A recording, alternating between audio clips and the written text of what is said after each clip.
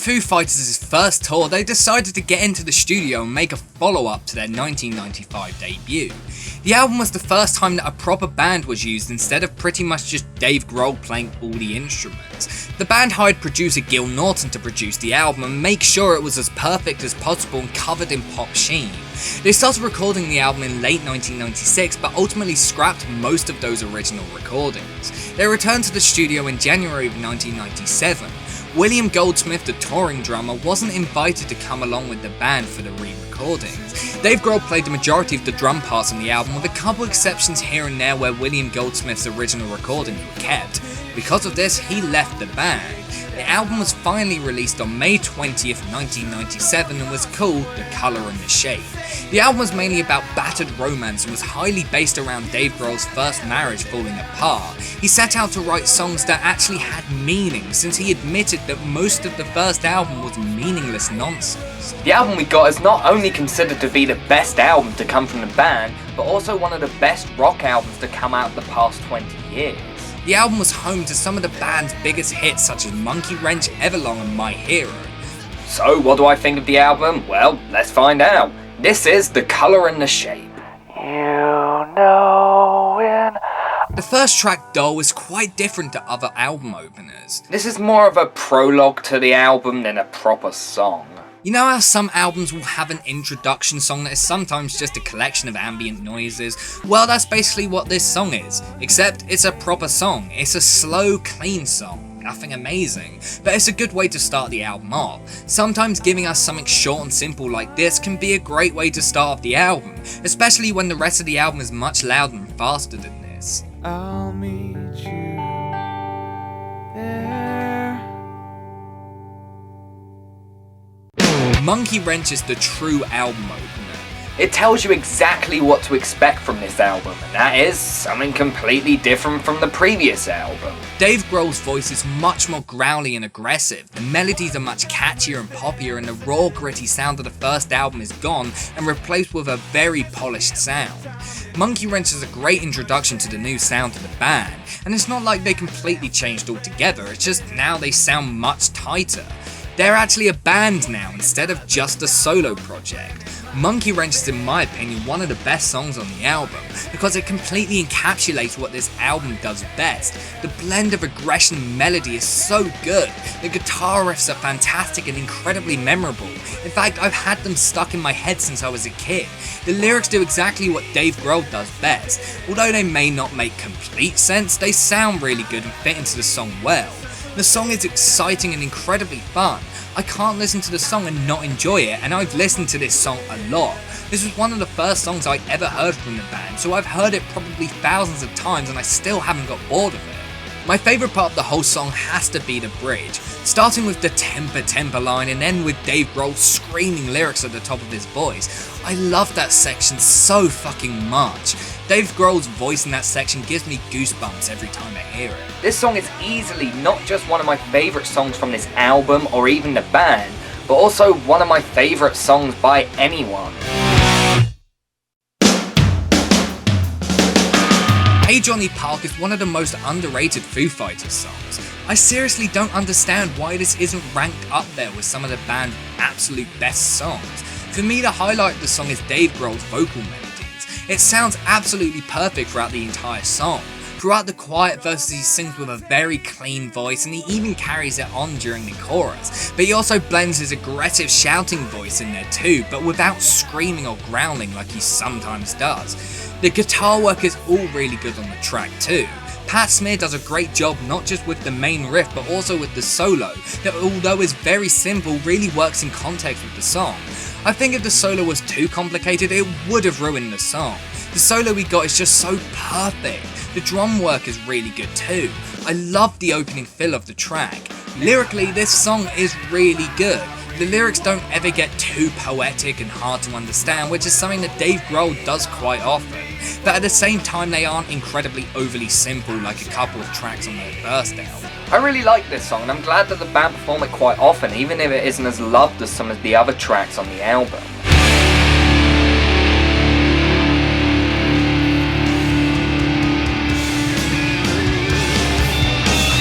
My My Poor Brain is another really underrated Foo Fighters song. In fact, I'd probably say this one even more so.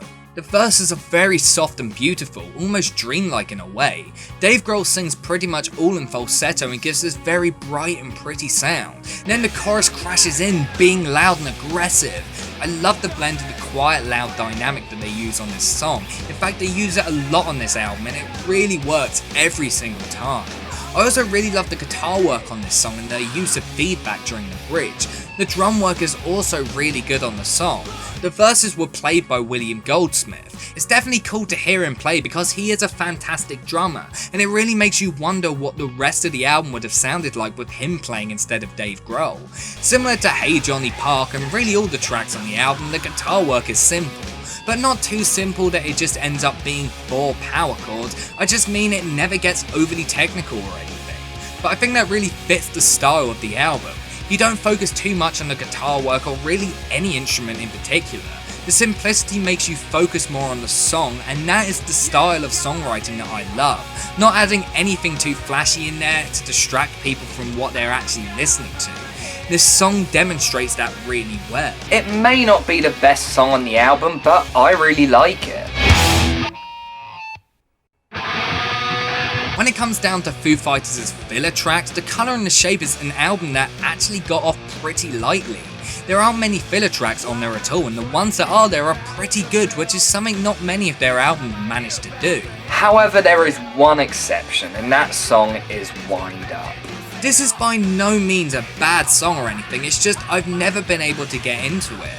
I think it's mainly the melodies in the song I don't find anything special. I love hearing Dave Grohl scream at the end of each verse. That's something that apart from on Monkey Wrench we'd never really heard at that point. I also adore the bridge and solo. The octaves that are being played really give the song this larger texture and it sounds fantastic. The vocal melody is also really good on the bridge. It's just as a whole I'm not a huge fan of the song. I can't fully put my finger on it though. I think it's just that every other track on the album has a lot that really stands out about it. Start to finish, they're all great songs, and then we get this song that really only has one great section. It just seems like pointless filler. I definitely feel like the album would have been better without it. I mean, they could have replaced it with one of the B-sides, such as The Colour and the Shape, which I definitely think should have ended up on the album. Wind Up is to me, without a doubt, the worst song on the album. Up in Arms is filler done really well. It starts off very slow and quiet. You think the whole song is going to be like it, just a short and quiet song. Sometimes on albums, throwing songs like these in randomly can really work. I mean, look at Pretty Odd by Panic at the Disco, which had the song I Have Friends and Holy Spaces. That was a great interlude that definitely fit where it was placed. Also, the interludes on Paramore's self-titled album are quite good too.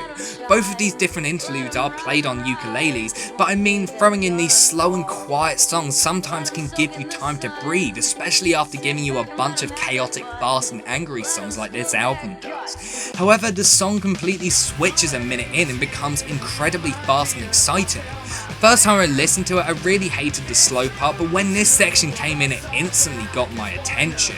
It's probably the closest we get to a punk song on this album, and it really works. It's fun as hell to listen to, and the shortness of the song adds to the punk style, since a lot of punk songs, especially by bands such as Ramones and Descendants, are very short. Up in Arms is a really great song. It's not a song you'd expect to see released as a single, it's just a great halfway point track.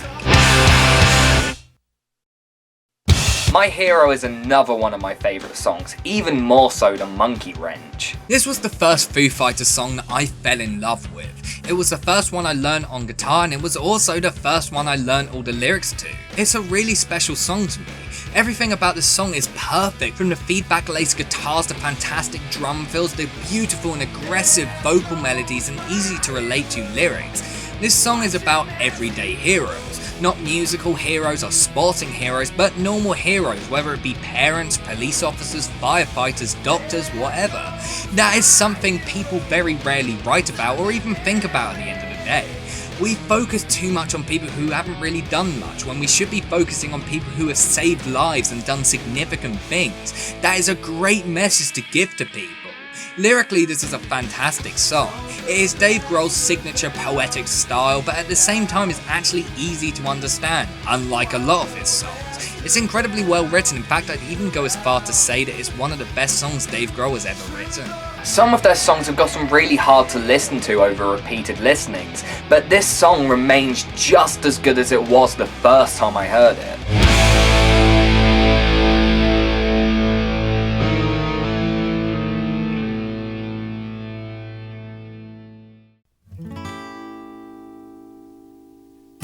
You know, earlier I was talking about soft and quiet interludes on albums? Well, that is what See You is. It's a really fun and upbeat acoustic song. It's a pretty pop song, incredibly catchy and enjoyable. Very melodic and polished. The bass work really stands out on this song and does a great job of driving the song too. There's not much to really say about this song, it's just a really good song. Enough Space is fucking awesome. It's incredibly aggressive and loud. It has a fantastic but simple, almost Nirvana-esque riff. Dave Grohl's screaming drives the song. I can't listen to this song and not be incredibly excited by it. It's not overly polished, in fact it's probably the only song on the album that isn't. But its simplicity is what makes it really good. If it had tons of guitar solos or synths and shit, it wouldn't sound anywhere near as good. But it's just guitar, bass, drums and vocals, and the final result is a fantastic song. The song was made because while touring in Europe, the band discovered that instead of moshing, the audience would jump around and bounce, so they wanted to make a song that people could do that to. It's a really great song, another underrated one. February Stars is easily one of the best deep cuts Foo Fighters have ever done.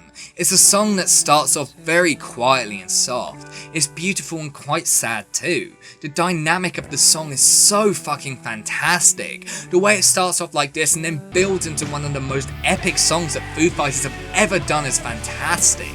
Hearing Dave Grohl scream February Stars sends shivers down my spine every time I hear it. Everything about this song works. I would say more about it, but I feel like this is just a song that needs to be listened to. Words can't really describe how beautiful and fantastic this song is.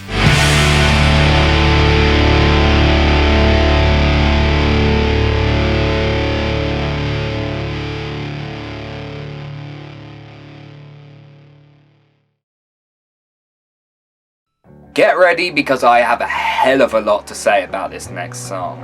Everlong was the first Foo Fighters song I ever listened to.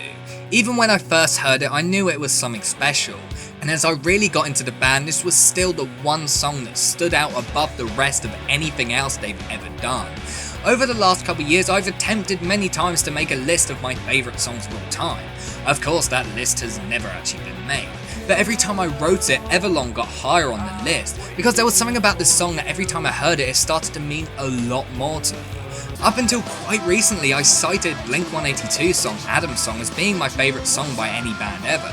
Well, when I really thought about every song I've ever listened to and which ones mean the most to me and which ones I can listen to hundreds of thousands of times for it to still get better every time I listen to them, there was only one song that I could call my favourite song of all time. And that song is without a single doubt in my mind, Everlong.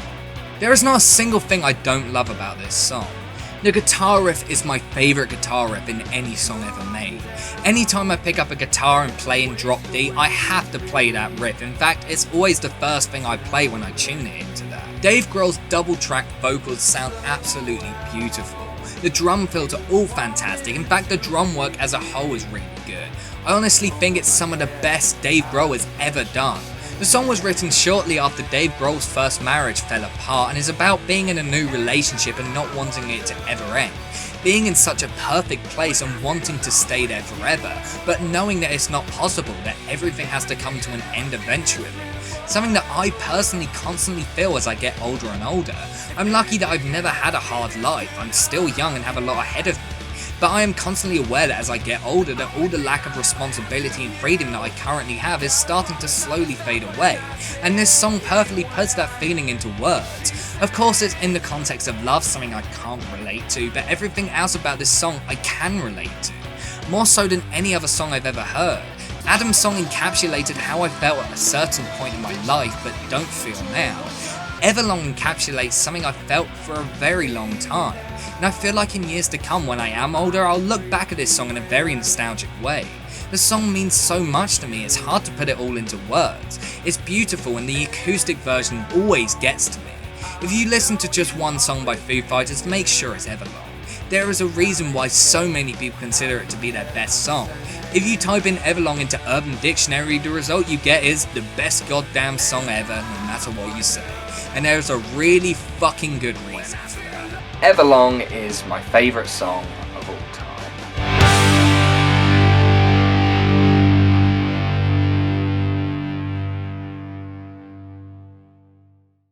Walking After You is the only fully acoustic song on the album, the first one to come from the band. Dull and See You both had electric guitars in the mix too, but Walking After You doesn't, and it is one of my favourite acoustic songs to come from the band. It is an absolutely beautiful song, it's incredibly touching. I don't just mean when it comes to lyrics. The instrumentation is all really good too. It's an emotional song all about being in a breakup even though you still love the person. The quietness of the song really helps make the song much more hard-hitting and emotional. Dave Grohl sings the song very softly and it sounds fantastic. I love the main guitar riff too. It's one that I always find myself playing on my acoustic guitar. The drum work is really good too, especially the way Dave Grohl hits the cymbals. He slowly builds up the sound so it creates this very soft textural sound that definitely fits the song more than just hitting the crash normally. The song has a very peaceful sound to it, everything about it works. I really have no complaints whatsoever. To me, this is one of the highlights on the album.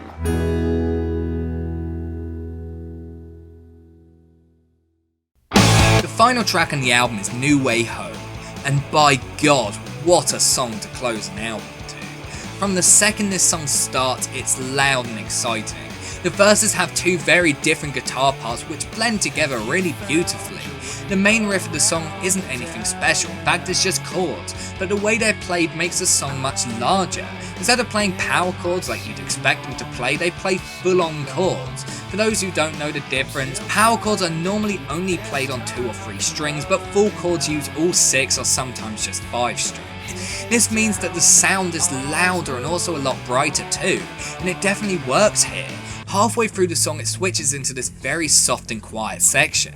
This section has had a huge influence on some of my songs. Whenever I do a build up in a song, it is heavily inspired by this section of this song.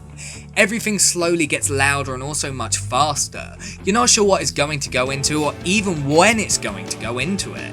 It gets faster and faster and then explodes into this fucking awesome chorus. Dave Grohl's constant shouting, the aggressive playing of the chords and drums. This part of the song is so exciting and breathtaking.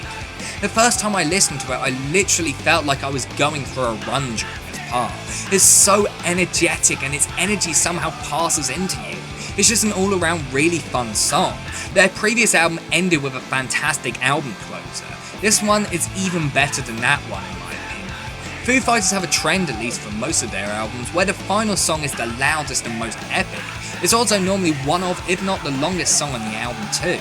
This one is definitely one of the best they've ever done. In fact, I may even say this is the best album closer they've ever done. New Way Home is a fantastic song and a great way to end the album.